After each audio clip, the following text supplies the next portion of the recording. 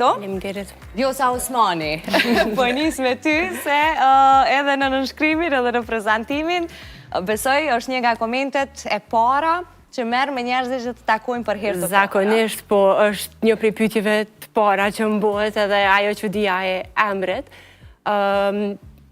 Rastësisht, po që po përfitoj edhe më prej këtij emri Po përfiton edhe ti. Sigurisht një nga emrat më të klikuar edhe më të njohur në gjithë botën, jo veç vendin tonë, me një CV të lartë. Por që e bukur është që duket se vjosat janë të zonjat në përgjithësi. Presoj.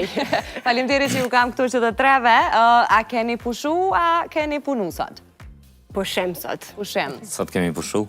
Pushem. Sa mirë, bukur. Faleminderit që keni ardhur në ditë timën të punës. E cila që edhe e thash në hyrje, ana shakos, po tentojmë me qenë juve një bisedë sa për të përmbushur minutat, po sinqerisht me arrit me i fol disa gjëra që ndoshta në shoqërinë tonë i diskutojmë në përditshmëri, po duke ju pas juve secilin të fushës, atëherë përgjigjet janë shumë të mirëseardhuna dhe janë të bazuar diku, jo veç mendimet të shoqërisë edhe ajo revolta, edhe unë po du me pushu si krejt të tjertë. A ka kuptim me festuni majën? Cili do nesuni, le ta bojmë pak si një diskutim, për pos aty ku ka nevoj tamam një thirrje profesionale për i secilit.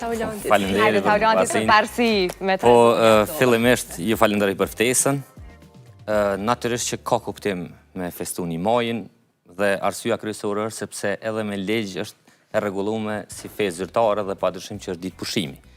Kjo domethënë parem sa i përket aspektit ligjor, ndërsa sa i përket aspektit të revoltës, kryengritjes dhe këtyre vështirësive ndër dekada ose ndër vite të punëtorëve, padyshim që ndoshta nuk do të ishte mirë të festohet fare festa e një majit. Normal të ishte një ditë pushimi.